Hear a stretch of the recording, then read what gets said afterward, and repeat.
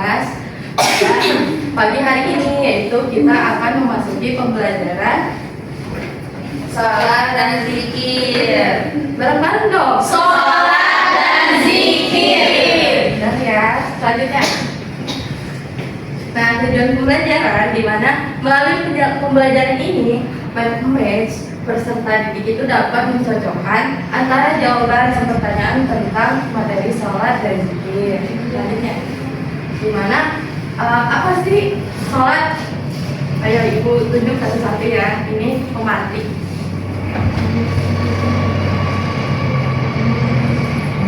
Saya Amin. Sholat itu menurut istilah ya Bu, sholat itu adalah doa-doa yang diawali boleh deh Hasna, silakan. Jadi sholat itu adalah segala ucapan dan perbuatan yang dimulai dengan takbiratul ihram dan diakhiri dengan salam. Wih benar, tepuk tangan.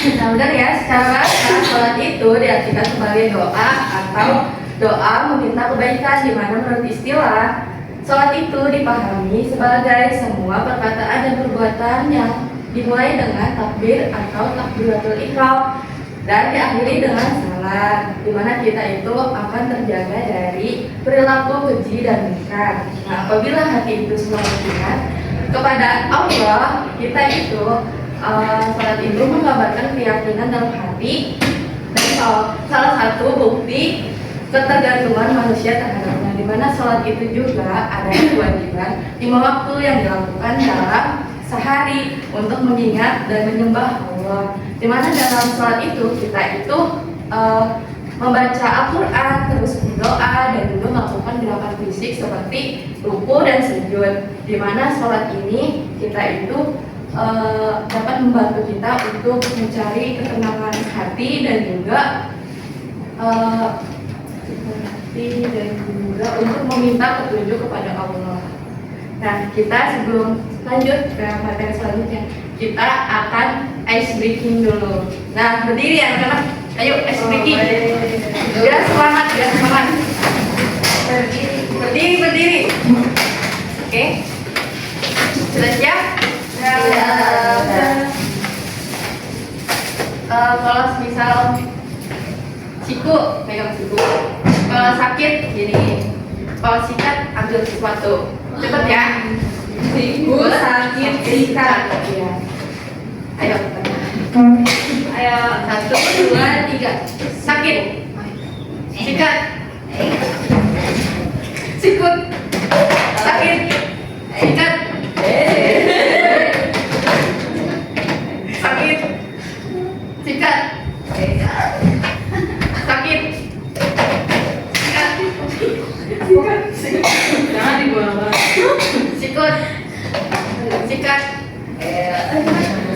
Sakit. Dan selanjutnya kita akan membahas apa itu zikir. Ayo menurut kalian apa itu zikir? Mengingat Allah. Terus apa lagi? Mengingat Allah dimanapun dan pokoknya. Betul sekali.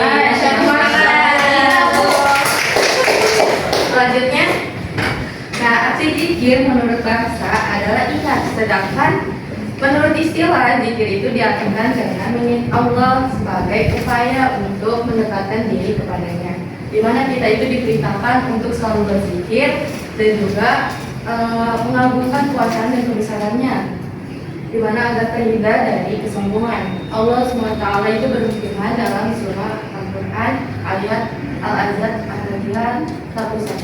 Ayo ibu minta kalian baca sama-sama. Bismillahirrahmanirrahim. Ya ayyuhalladzina amanu dzkurullaha dzikran katsira. Bareng-bareng juga artinya. Artinya, hai orang-orang yang beriman, berzikirlah dengan menyebut nama Allah, zikir yang sebanyak-banyaknya.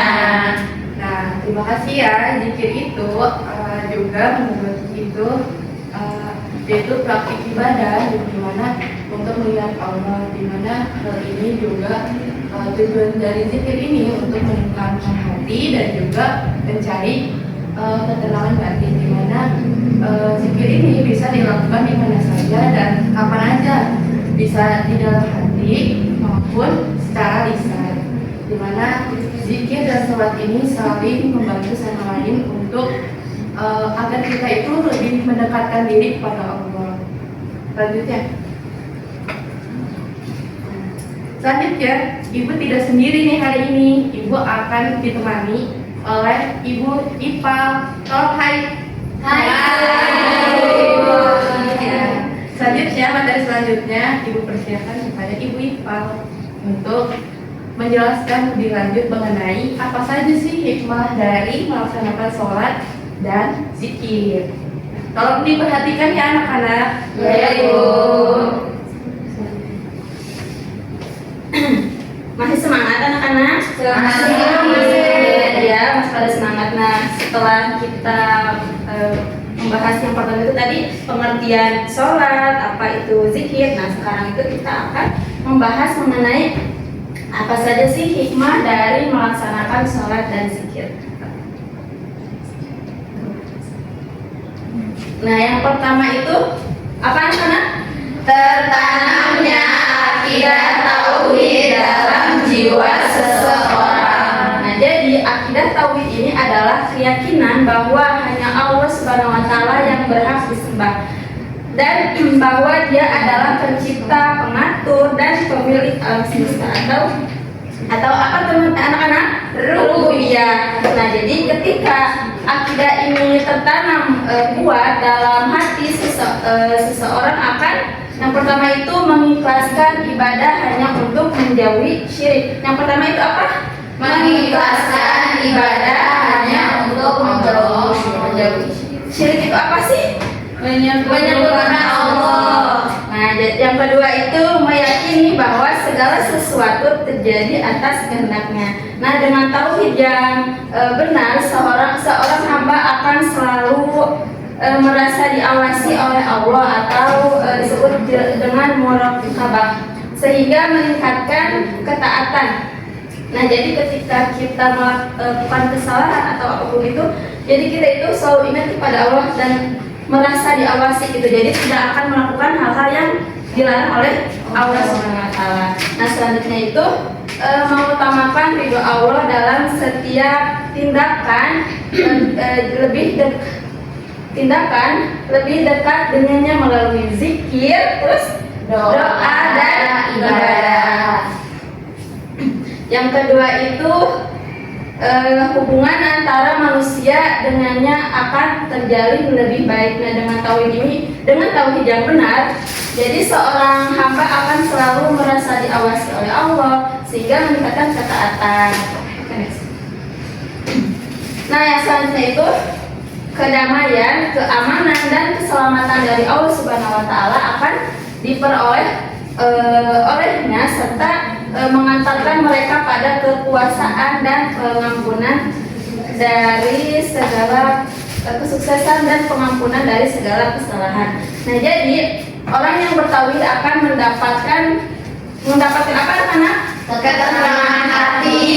Karena meyakini bahwa Allah Maha melindungi kesuksesan dunia akhiratnya, hidupnya itu akan selalu berlandaskan iman, pengampunan dosa jika ia bertaubat dengan menjauhi syirik. Selanjutnya itu memperkuat jiwa seseorang dalam hubungan dengan Allah Subhanahu wa taala. Nah, jadi tauhid ini menjadi fondasi ketahanan spiritual sehingga seseorang tidak mudah putus asa. Karena yakin semua ujian itu dari Allah Subhanahu wa taala. Ada dari Allah Subhanahu wa taala dan ada hikmahnya. Nah, tabah ini menghadapi cobaan karena percaya pada takdir Allah, selalu bersandar kepadanya dengan setiap kesulitan. Nah, yang terakhir ini memperoleh ketenangan jiwa dan menjauhi diri dari kelalaiannya. Dengan tauhid ini seorang muslim hidup lebih tenang karena yakin rezeki ajal dan takdir itu di tangan Allah Subhanahu wa Ta'ala. Nah, jadi terhindar dari sifat lalai karena selalu ingat akhirat, terbebas dari ketergantungan pada makhluk karena hanya Allah tempat meminta.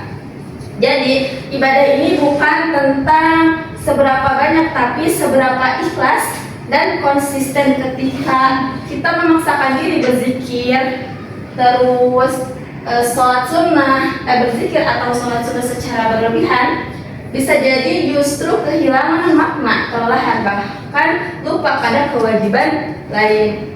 Nabi pun mengajarkan keseimbangan ibadah harus menghidupkan hati, bukan memberatkan badan. Oke, mungkin hanya itu ya sekilas penjelasan dari Ibu. Selanjutnya kita akan berkelompok. Jadi di sini kita akan melakukan image, di mana kalian tuh boleh bebas sama siapa aja. Satu kelompok itu 3 orang, ada yang 3 orang, ada yang berempat. Boleh silakan dari sekarang dari teman kelompoknya. Ini bertiga, ini berempat. Oh, ini berempat ya Pak. Ada. Bisa bertiga. Oh, satu Ibu, satu, ini 2, ini 3 yang belakang ya. Ya. Kamu cocok.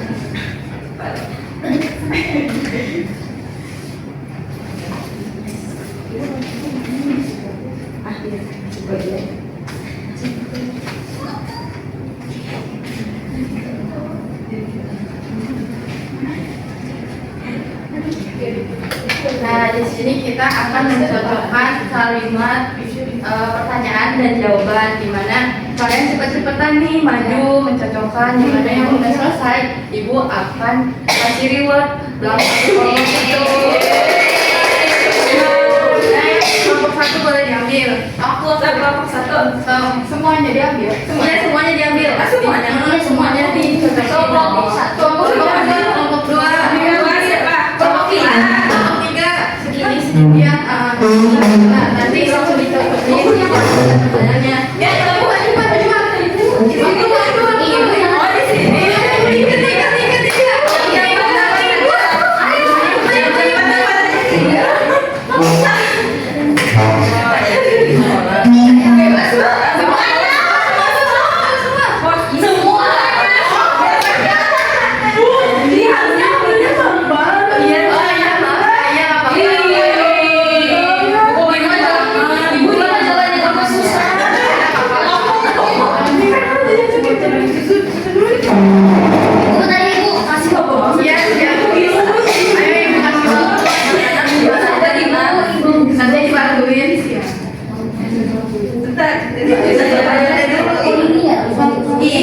Pertanyaannya dulu.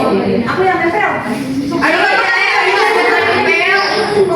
yang nempel, ada yang bikin. Cepat.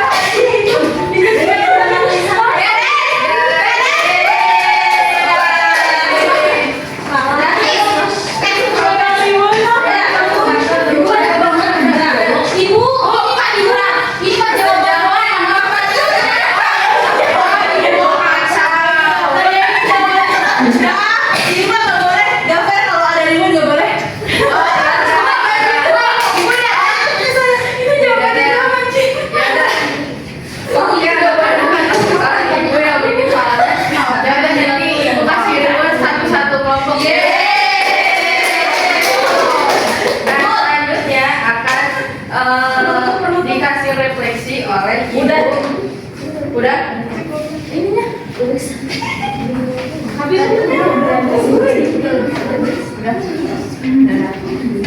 Baik, anak-anak di sini ibu akan ibu dan ibu sendiri dan ibu Khadifah akan menutup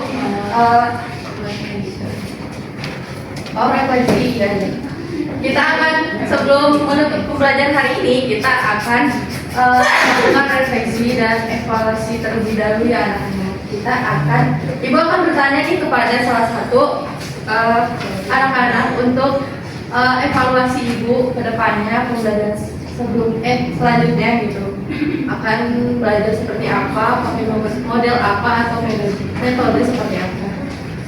Nah pertanyaannya itu untuk Dek Hasna,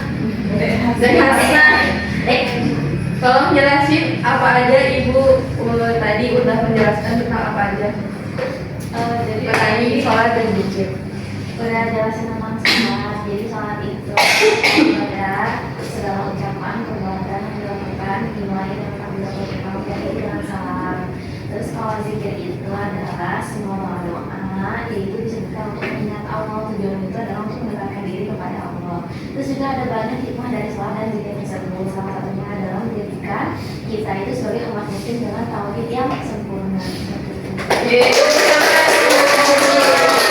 Selanjutnya untuk apa aja sih hikmah yang tadi Khadifah jelasin atau diulas kembali oleh IPA deh. IPA tolong diulas kembali.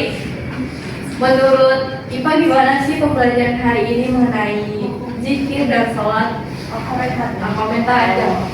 Pembelajaran hari ini sangat menyenangkan, apalagi kita menggunakan pembelajaran reflektif, yaitu adalah match.